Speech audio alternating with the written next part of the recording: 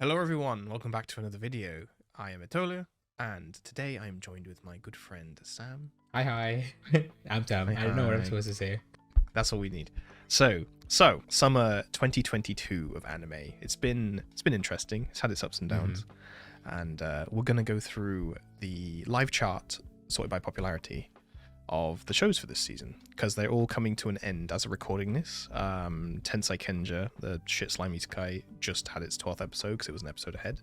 Everything else is about episode 11, so we can give a fairly good judgment of what's what and whether we agree with the popularity. So, in front of me, Overlord Season 4. Now, considering everything we've got this season, I would say that's a deserved spot.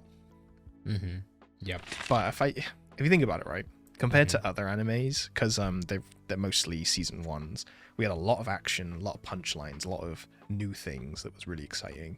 Overlord Season 4, and I don't know if it's because of my nostalgia and I love the series, but a great deal hasn't really happened in Season 4. Yeah, I feel the same. Like, the pacing is pretty slow, but it's still Overlord at the end of the day, so it's not going to be bad. But I feel like it's like overhyped because of the previous seasons or whatever. There's nothing really like you said, nothing really happens in this season. But I'm hoping something happens at the end of the season because we're still on episode 11. Yep. I feel it's got 13 episodes too, so it's definitely brewing up to something. Maybe it's got to be a battle. It has to be. Yeah, as you said, we love the Overlord name, the Overlord franchise, and the series. So we've had 4 seasons of it now, and a great deal hasn't really happened this season. But it just because it has the Overlord logo on it and it's got characters that we love, it's like, oh yeah, love it, 10 out of 10. But you compare this to other shows that have come out, it's all right. It's like a 6 or a 7 out of 10. It's pretty average. Like things happen. I'd give it a 6 out of 7 for sure. Not like a 8 out of 9 like season 2 or 3. Yeah, that's true. Like season 1's still my favorite. I love origin stories for anything anime where it's like getting to know your feet, getting to know the world, getting to know your powers, and it's just chaos and that's what season 1 was about. But then 2 and 3 got like Blizzard fucking and political, so yeah. Like the world is so built up that they have to like spend so much time on each aspect. But I'm glad they're kind of doing it, but also the pacing is kind of slow because of it. So yeah, that's true. But I feel Overlord's done. It's slow pacing, but I think it's done well because there is so much going on politically, like kingdom, territorial, magic, Nazarick, everything. yeah, but they've done it in. I've done it in decent, like, bite-sized chunks to where I'm not confused and I understand it, compared to like other political shows and other war anime and stuff like what was the Prince Selling the Kingdom one? I was lost halfway through. I was like, I don't know what you're talking about anymore. yeah. From was it last season, season 4? Last season, the season before. Denka is what we called it. Denka, because I saw they'd shout. But yeah, I understood the concept, but it was just constantly going to the kingdoms, constantly talking about other political rules and things. I was like, I'm so lost. I don't know what's going on. Just watching it because it's fun. Yeah, same. I'm waiting for the action. Please bring out the action. But I hope like the season ends like well. Hoping for a good ending. Yeah. So we just had episode 11 or 10, and that was that had a bit of fighting in it. So and some interesting like testing the waters with Pandora's actor. Yep. That is fun. But yeah, right. I'd say for a sequel, it deserves number 1 spot. But overall, if we're just focusing on the season and the other 3 seasons exist, I wouldn't say it was number 1. Yeah, same. I agree. Okay, next up, we've got Classroom of the Elite. Now, I remember watching this not when it came out, a couple of years after it came out. I binged it in a day. I really enjoyed it.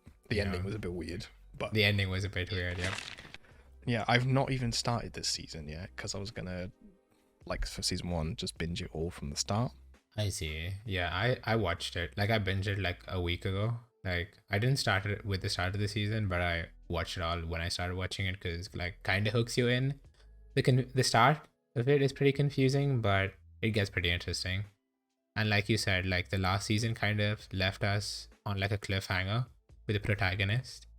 And this season kind of explains where he's coming from and why he's doing things and stuff.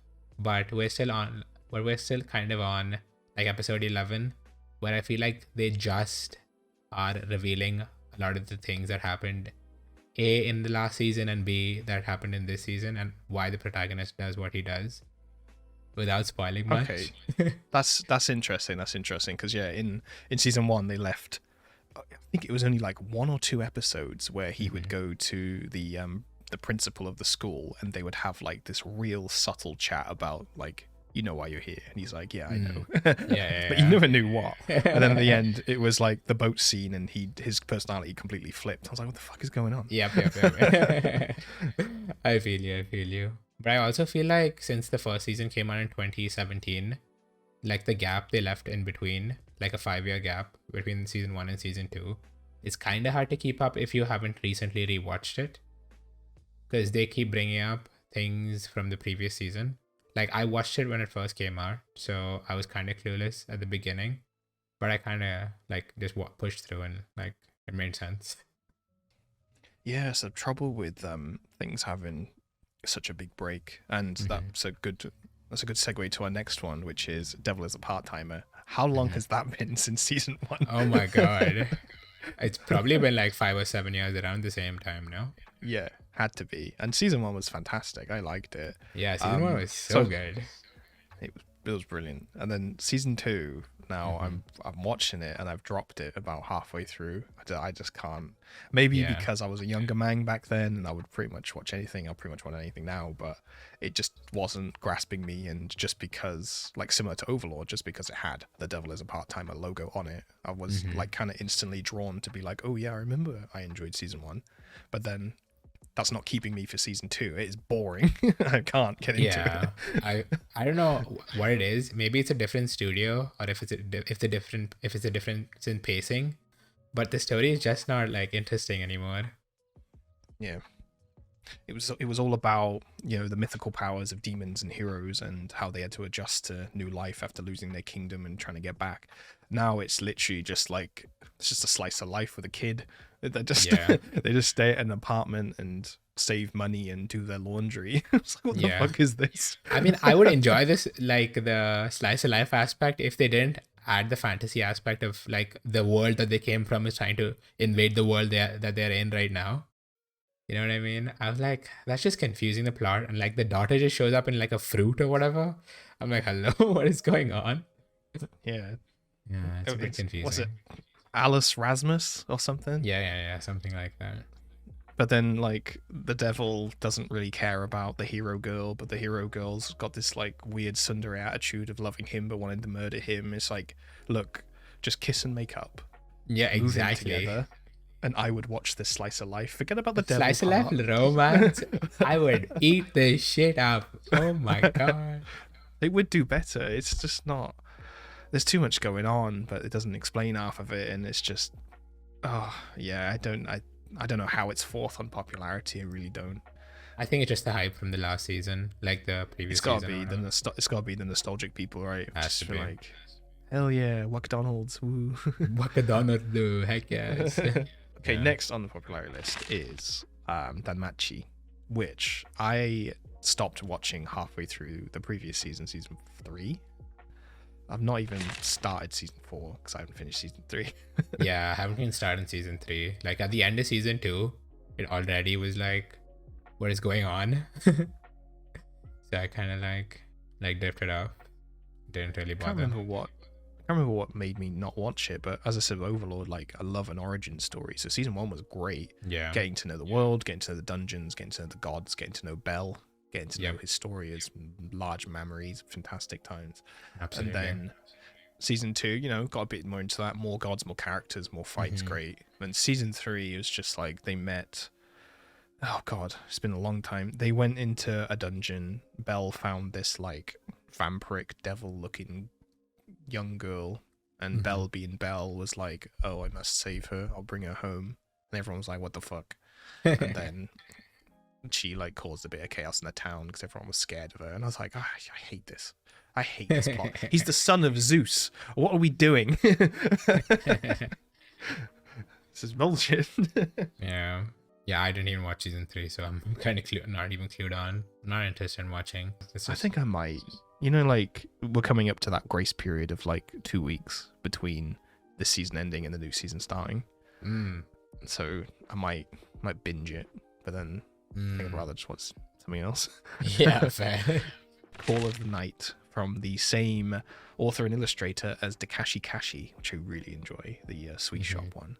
Yep. You can tell the style instantly, it's the same. But have you watched Call of the Night? No, I haven't watched Call of the Night. Is it any good? Because I didn't really like the description, plus like the tags didn't really entice me. Okay, right. So the concept is really fun. The first episode is fun. And then first to like 5th or 6th episode, or actually maybe about 7th or 8th, it kind of falls off. It's just the same thing over and over again. So it's basically a kid has insomnia, like 14, 15-year-old, and but because of it, he doesn't like going to school. He's never liked interacting with people and stuff. So he basically just sleeps all day, and then he wanders around the city at night. Gotcha. And one night he met the vampire lady. Can't remember her name. It's weird.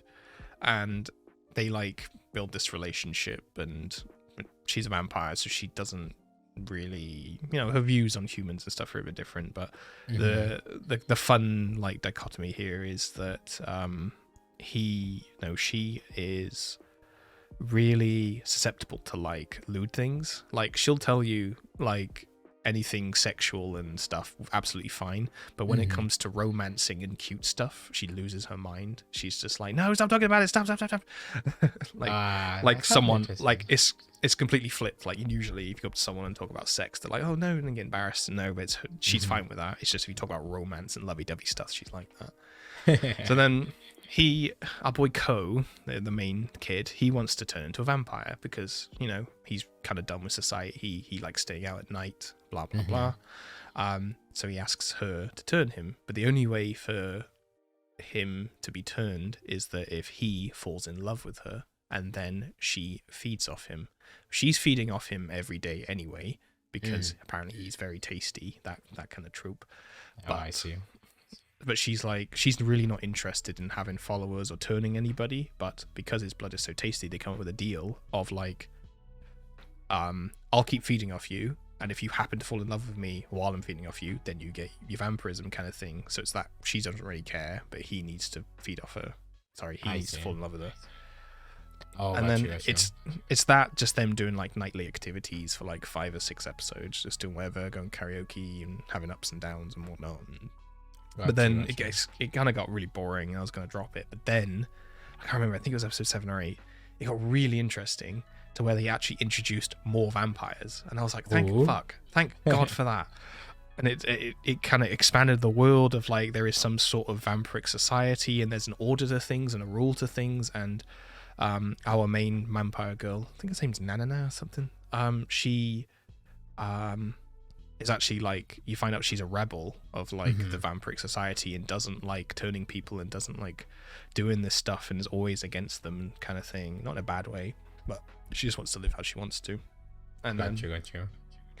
They say to Ko, the main guy, that he has 1 year to be turned into a vampire or he's going to be killed, because he can't. There's something to do with like once you've fed off someone, they only have a year to be turned or it doesn't work. But then he can't stay alive afterwards because he knows that the vampiric society exists. Okay, got you. So they have like, it's like 90-day fiance, but vampire edition. But death. Yeah. Actually, yeah, most 90 days fiance leading to jail time. So yeah. Yep.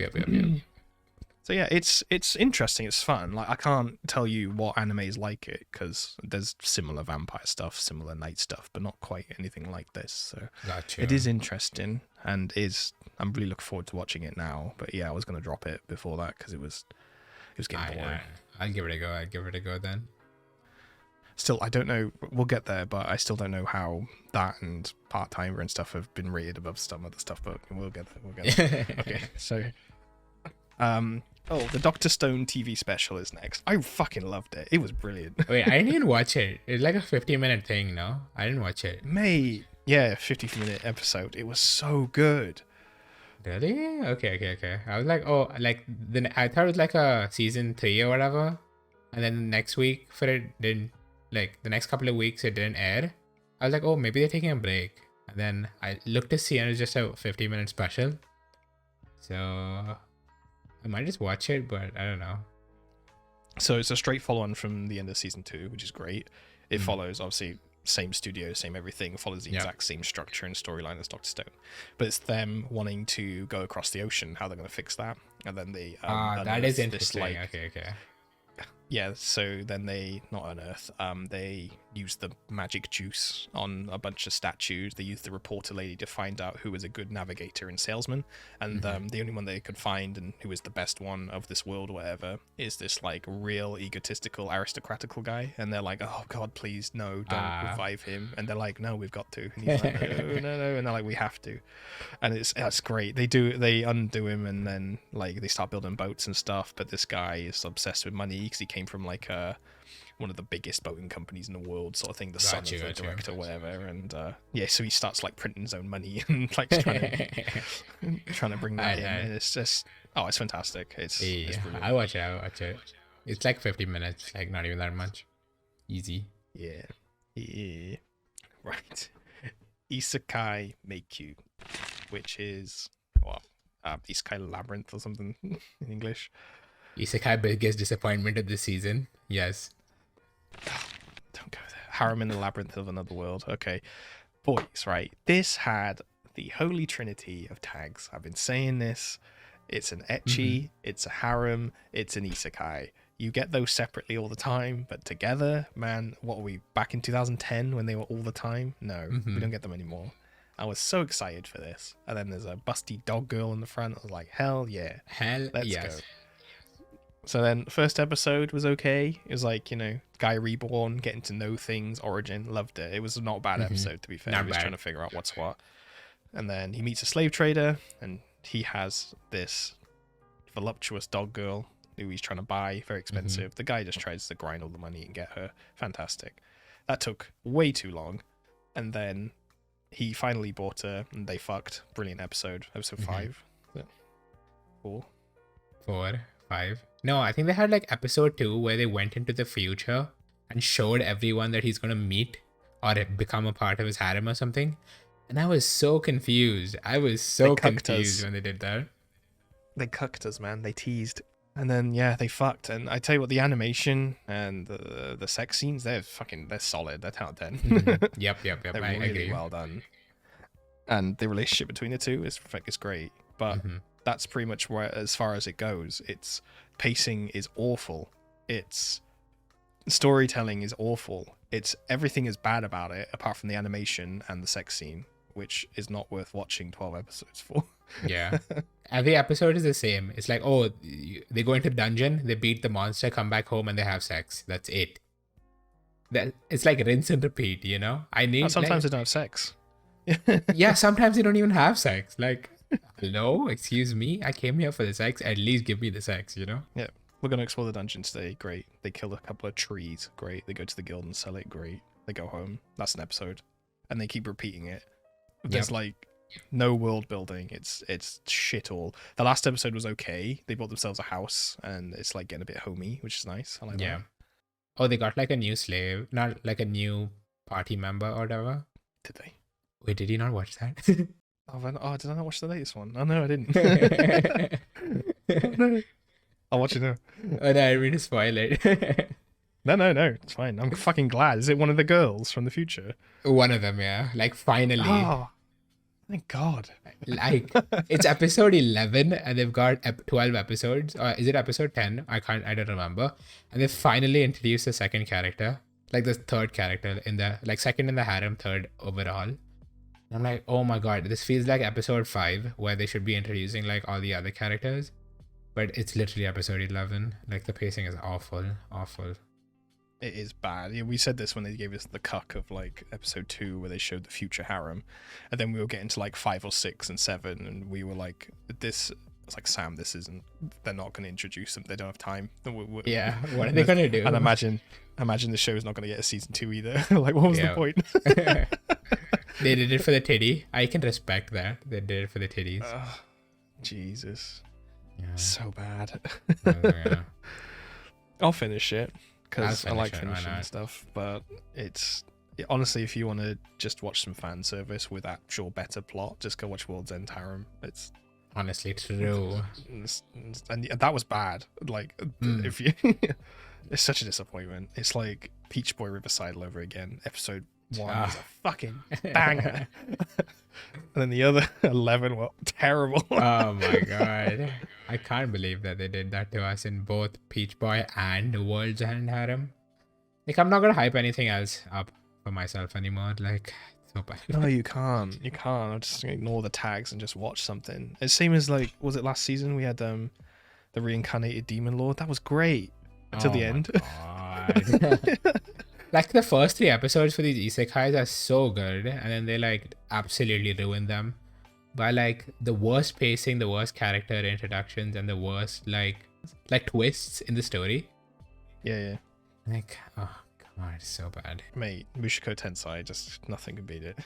Yeah, that's just peak. It's just peak. It's ruined us. Yeah, It's ruined us. I'm ruined. I used to watch Us as a Trash. Now I actually have some kind of like standard that it needs to meet. Yeah, I don't. Mate, I'll rewatch Isekai Cheat Magician any day. It's terrible. Okay, speaking of isekais, we've got what's it called? The Black Summoner, I think. Kurono, whatever. It's not bad. I'm enjoying it. I put this above Call of the Night and Devil is a Part-Timer. I can't talk about Classroom of the Elite, but it's good. It is not bad, yeah. It's pretty decent so far. At least they don't go astray from the isekai fantasy plot. And I like the fact that he's like a battle junkie, so he's constantly looking for a fight. So it's like, I'm It's enjoying a nice it. trope. I like that. I just watched episode 11 today, and Yeah, me too. yeah, it's getting more into some lore and stuff. It does remind me of Spirit Chronicles, and he's come out a few seasons ago. That was alright. Yeah, that was not bad. Pretty good. Yeah, with Black Summoner though, I'm enjoying the battle junkie, the characters that are being introduced, his little harem that he's making. It doesn't have a harem tag, but it definitely is. Yep. And he recently just summoned a girl to join That's him. the I'm like, worst part of the show. That's the worst part of this show. yeah, that's when the show kind of fell. So, the story behind it's nice, where he's a summoner, so he's summoned someone, but he's summoned someone who's just recently passed away, and he summons this, like, I don't know how old she is, 12, 13-year-old girl who was like bedridden, and now she's in a fantasy world where she can use her legs and be free and stuff, and that's nice, sure, but this anime is about fighting the demon lord, and he's just summoned this girl, and he's like, you can call me Big Brother. I'm like, oh, don't do it. Don't do it. Yeah. Like, they introduced her so late. I feel like they can't even develop the character. They just have to continue the story. Yeah, but I felt like he's lost his battle junkiness because of it. Like how Yeah. the last episode ended, we should have a good fight, but since he summoned this girl, it's just focused on her and completely taken away from him wanting to explore and fight. Just forget about it. Yeah, I don't know. It's okay though. It's still not bad. That's the only fault I've got with it. I say I put it above Call of the Night and Devil's Part-Timer easily. All right, now the good shit. Now the good shit. Yeah. This is my number 1 of this season. put it above everything. Yep, It is yep. The Male in Gold. Oh my god. Oh my god. It's got everything, man. It's got everything. It is the redemption we needed from the disappointment of the Harem Labyrinth one. Yeah, like the ecchi tag finally has something good this season. Oh, it's brilliant. So, quick synopsis of it. We follow a main character called Alto Goldfield, which, how can I say this without sounding racist, but the Japanese need to stop ending names with T's or D's because they just can't pronounce it. It's not in their language. So it's Alto Goldfieldo. He is a magic high school student. She's like 16-year-old. In this fantasy world, don't even know what it's called. And he's top student, really good, really really strong magic, really nice boy, but he cannot summon a familiar, and that's what he needs to pass his next exam, where he's going to be put back a year. So he's very stressed about it, and he's going through all the libraries and everything, trying to find why it's not working, because he's really strong. He's the strongest in his class, but he just can't do it. And in the library, a book comes out of the top shelf and bonks him on the head, and he looks into it. He's like, "Oh, these are summoning circles. Or maybe I'll try this," because he's desperate. He's desperate, right? And then he takes it to his room, starts summoning some voodoo incantations out of his book, and then out pops the gorgeous purple-haired, horned, thick as fuck, like double E cup Vermeil demon out of this book, and she's instantly Ada mode. Instantly wants to climb on him, instantly like grabbing his trousers, wants to kiss him. 10 out of 10 already. Easy peasy. Yep. Easy clap. He's done it. And the whole story now is about the world really not liking demons, because they've destroyed the world over and over, and they're bad beings, and this is why this magical institute is in place, in case they ever come back, so we can fight them, etc, etc. But Vermeil is a demon, and she was sealed away. Now, I'm not going to say any more, but every episode is a banger, and their relationship is amazing. Yep. Sure, it's lewd. There's a lot of kissing, a lot of nakedness, which is great. But they're like, it'll make you cry. This is not even a slice of life romance, but you'll be crying, which is how sweet and nice and how powerful their connection is. It's fantastic. And the last episode, I was weeping. I'm not gonna lie. Dude, last episode was rough. It was so rough. It was also so brutal, dude. And no spoilers, but oh my god, they don't hold back. It was like a Higurashi episode. Oh my god, it was like a Higurashi episode. Nice. Yeah, so this is my 10 out of 10. I bought the manga in Japanese to read as well. I need more. It's so good. Yes. And they ever bring a figure out for instant. It's so good. Parallel World Pharmacy. Yeah, I think this might be my top show of the season, because it's got like Mushoku Tensei like vibes. So yeah, as you said, it's similar to Mushoku Tensei vibes, where he was a world leading pharmacist, died from exhaustion, classic Japan, unfortunately, and got reincarnated into a child's body. But the difference is he wasn't reincarnated as in born again, like pretty much all isekais.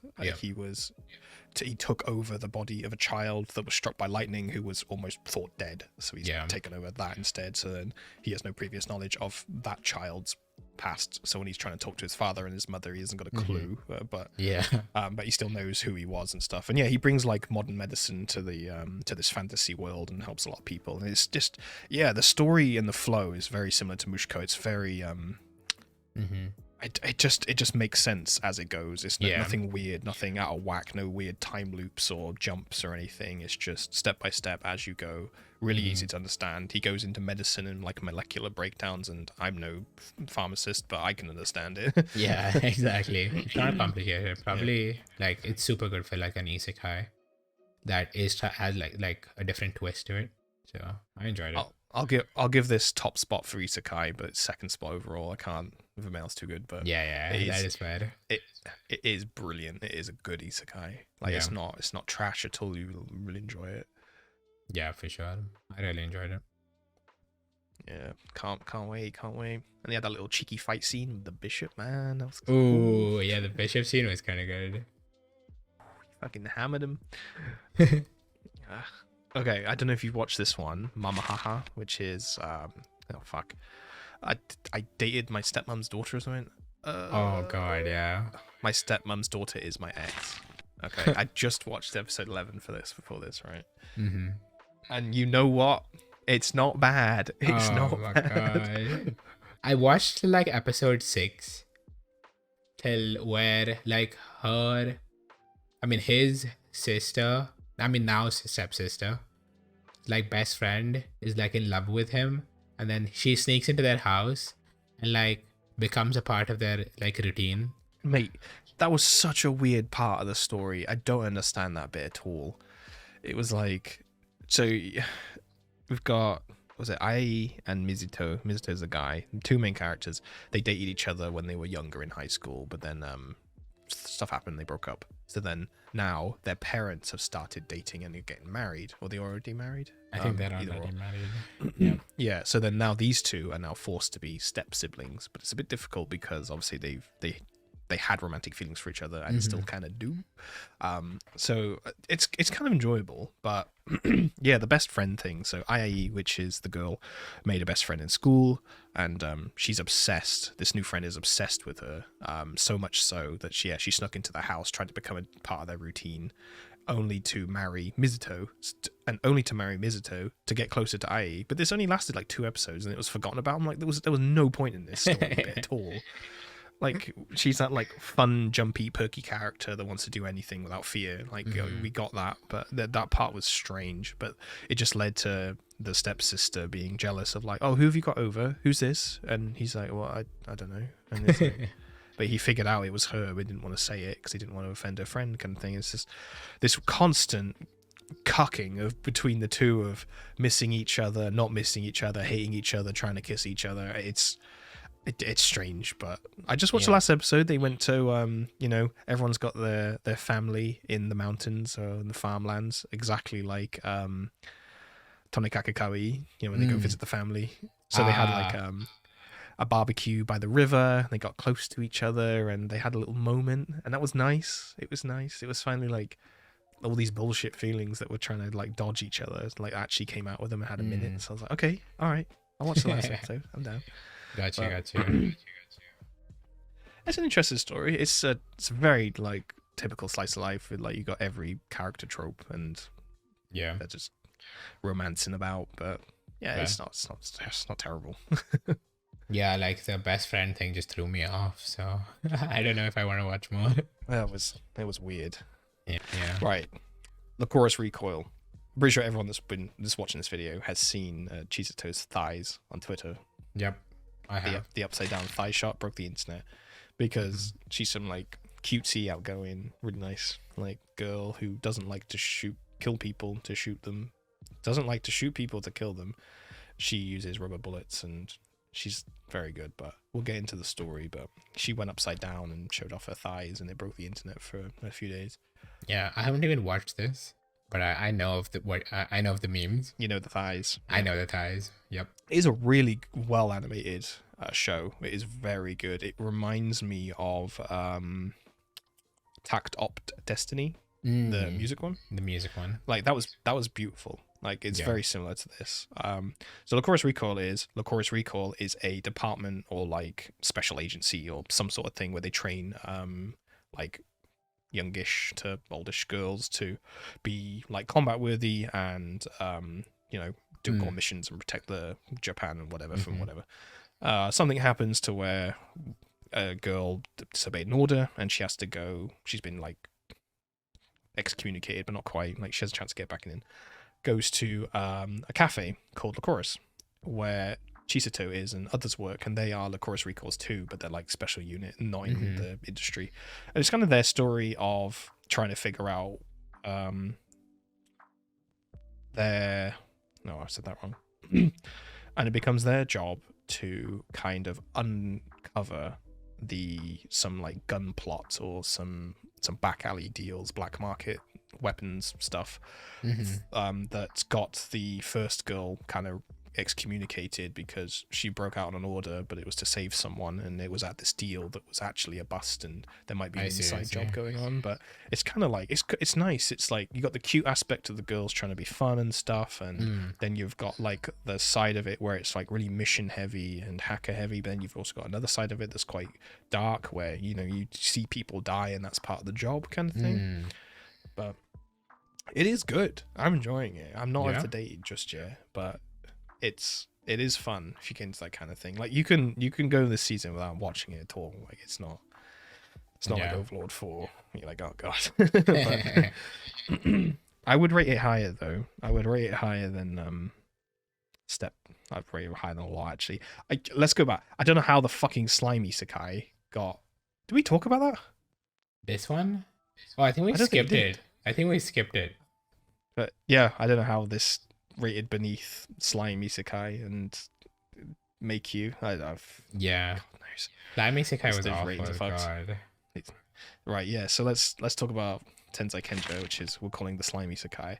It is fucking as spicy as plain flour. Good lord, it is so bad. Dude, it's so bad. Like, they don't do anything. Like, the main character is so bland. I've only watched the first 2 episodes because they like started early or whatever. So they had like a 2 episode release at the same time for the first week. And man, it's like the most boring 2 episodes of any anime I have watched all year. And that's like a bold statement. That's bold. It is so bad. Like, I'm up for isekais, and usually the trashier the better. You know, the low budgets, just pushing them out, like Isekai Cheat Magician and Eighth Son and stuff like that. I love that shit. It's terrible, but I like it. But this one is like terrible, but it's actually terrible. So I just finished watching it because it was episode ahead. I watched episode 12 earlier, and it doesn't get any better. It's the guy meets no main characters. There's no main characters in this show apart from himself. Sure, he meets people on his travels that help him now and then, but they're not companions or anything. It's just him and his fucking slimes. So what, he gets isekai into this world, and he's like, oh, cool. And the guy never expresses anything. He is just mellow and, oh, I suppose I should save this world because I like it, because it's fun. Like, that's how he talks. It's ridiculous. And he finds a bunch of slimes and realizes he can tame them. Brilliant. But then with that, the slimes kind of find a shack, and then he has abilities to like transfer spells and vice versa. So then the shack is full of loads of old books and stuff, and all the slimes just read them out of curiosity, and it turns out that this was a sage's hut, and the sage is a very rare profession. So he gets overpowered as fuck because he just learned everything that the slimes have read. And that is basically the entire show. It's just him going from village to village, eating food, saving them the typical isekai way, like, oh, I didn't realize I was that strong, but I've just killed this fire dragon for you, which no one can do. Yeah. It's like, great, okay. And It's so bad. it's just him and his slimes, and he gets a wolf as well called Proud Wolf, and that's literally it. And it's just the slimes yelling Yuji all the time because that's his name. And then him just fighting bad guys every 3 episodes. The last fight was okay. He fights another sage, which is kind of interesting because they both got the same spells, and the way he kills him is kind of cool. But for 2 minutes of like, oh, that was nice animation, it's not worth 12 episodes of anyone's time. Yeah, nah. I didn't even bother watching past episode 2. Like, meh. That's definitely a I watched this so you don't have to kind of deal. It was bad. It was terrible. Yeah, Rent a Girlfriend season 2. I really liked it. I really liked season 1, apart from the MC, and I hated him so much that I haven't started this season yet. Yeah, I don't know if I want to. Same. Like, the first season was really good. MC is absolute, like, a deplorable character. I don't know how it's so bad. Like, it put me off it kind of put me off, but I like pushed through because like I'm watching it week by week. But I don't think I can do it again. I don't think I can do that again. Oh mate, like I've got a couple of friends that love Rent a Girlfriend. They bought every piece of merch from it, and they're like, oh yeah, it's amazing. I'm like, you're doing the Overlord thing where it's got the label on it, but is it actually that good? Like, you need to see beyond that. Like, season 1 was great. I loved Chizuto, and she's amazing. But and Mamaha can go suck a bomb, die. But yeah, I don't. The MC was. I will take the MC from School Days over this. Dude, School Days was way better. I was going to put School Days was better. That is such a statement. That is. Oh my god. School Days of the anime wasn't better, but the MC was definitely better. Yeah. No, the animation wasn't, and the characters weren't, but he was. Yeah. It's just this MC. Oh, what an edgy cunt. Oh my god. He's like, okay, I understand. This is a service. I can rent a girlfriend for money. I'm going to rent this girl for money. And then at the end of it, he's like, oh, I bet you don't even love me anyway. But you, what? Mate. Wait, you just... I'm getting mad. I can't. I think we should just move on. Like, we can't. And then he gets really emotional, and then like, this poor girl. He pulls her into everything. Oh, dude, dickhead. I feel bad. So bad. It's so annoying. I mean, he's so bad. The anime itself is pretty good. Yeah. So again, maybe when I fancy something and then just want to binge it, I'll just get out of the way. But... Yeah, Sam. Okay, Isekai Oji-sen. When I first saw this, I was like, Isekai, I'm sold. That's all I need. Read the plot a bit, and I was like, okay. But then I actually watched it, and I did not like it at all. I watched 2 episodes of it. Okay. And the premise is this uncle, I think it was a coma, right? He went to a coma. So yeah, in this coma, he was having his like isekai fantasy, but it was actually real. He was actually in an isekai world and doing stuff, meeting characters and learned magic. So when he woke up from it, he saw that his grandson was there, and all of his family like kind of hated him and didn't do anything with him and thought he was a waste of space anyway. But as he wakes up in the hospital, he can actually do magic. So to prove that he actually went to this other world. And the story is, right, his grandson even hates him too. And all I got to in episode 2 was obviously this uncle doesn't know anything about the modern world that he's just woken up in. But he was also dense as fuck in his isekai world because he has an ability to show memories. So he showed them to his grandson and how he met these characters and how this guy was just like, oh, I can never find a girl and everyone didn't like me. But then when you watch the memories, you could actually see that everyone liked him, and there was this like elf hottie that really liked him, and like but he was so fucking dense. I hate dense characters.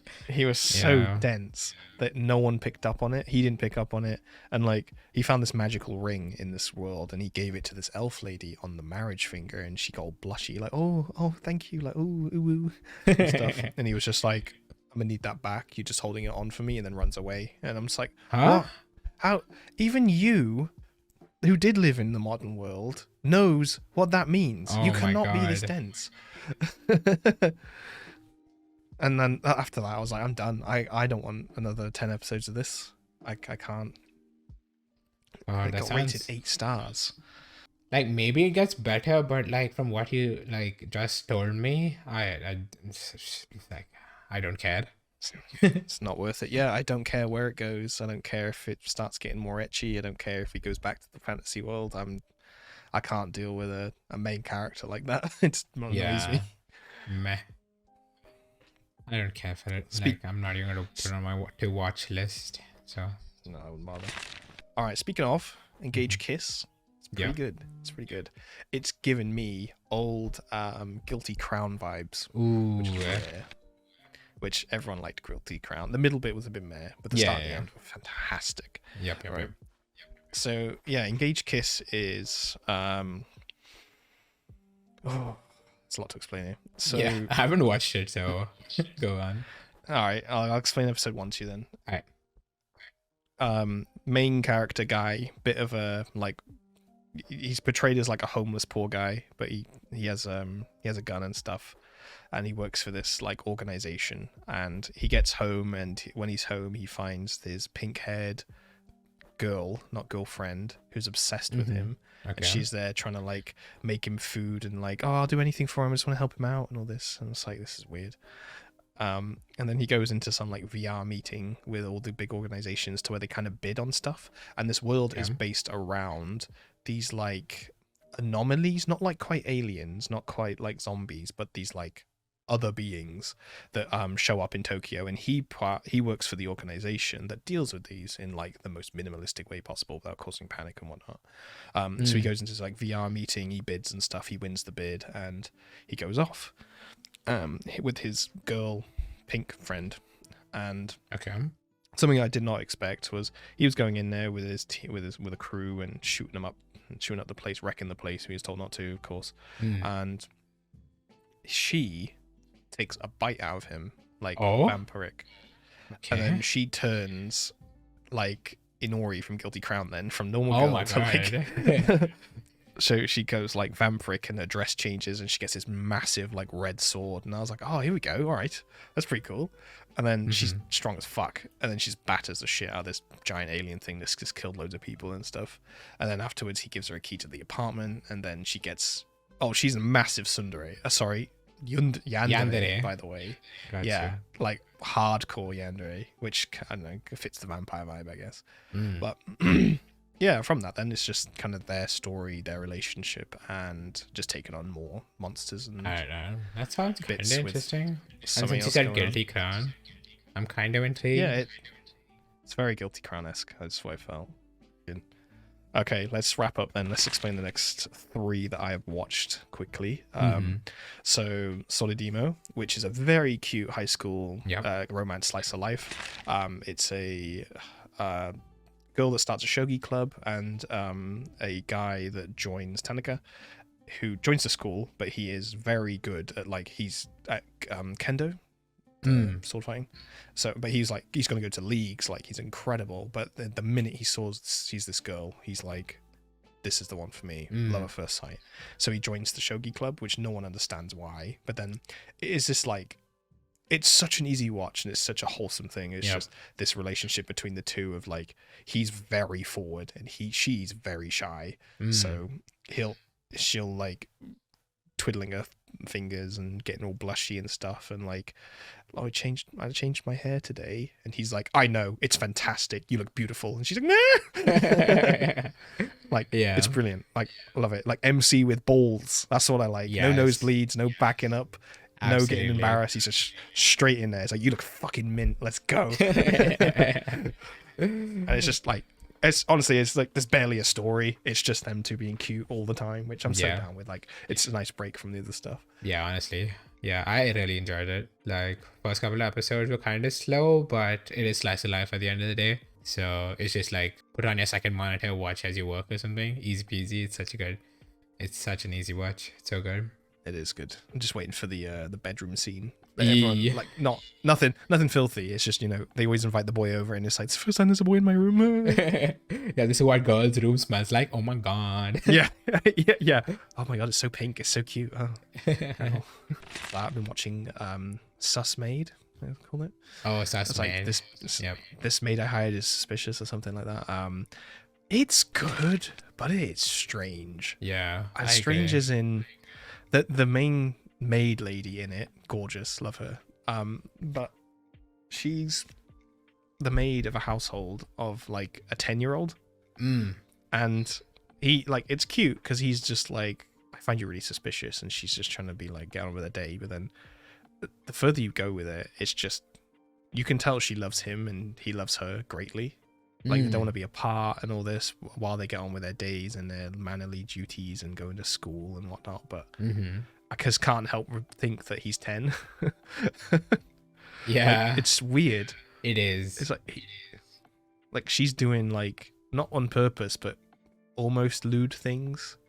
I'm okay. And he's the kid's oblivious, but he's just I cannot live without you. I need you in my life, without knowing what that means because he's a kid. Yeah. And then she just gets all blushy and it's oh, okay. I'm he's 10. Yeah, I don't get it. I watched the first 2 episodes and it's art is good, story is good, character design is good. Plot, I don't know. Yeah. It's animated really well too. It's just it's strange, man. It's Goddess Dormitory all over again. Yeah, I don't know. It's just a bit strange. I don't know if I'm gonna watch more of it, but first 2 episodes were not bad. But so the last thing that I've watched this season, I haven't watched Boruto, I haven't watched Ruby, I haven't watched all the other stuff at the bottom down here because with live chart you get about halfway and you scroll down. It's usually just, it's OVAs, one-offs, short forms, or specials, or just stuff that just flopped so hard it's not even worth it. It's not worth watching. Yeah, it is what it is. Yeah. The next thing that I watched was Shadow's House season 2 because I really liked season 1. I say I really liked season 1. It did take me a while. I wasn't hyped every week to watch it. I really wasn't. But when it was on, I was okay, let's watch it. And then I enjoyed what I watched, but it's not my kind of thing at all usually. I don't know if you watched season 1. I watched maybe 4 episodes, but I feel I stopped where it gets really good. Initially it's kind of slow, so it doesn't really hook me.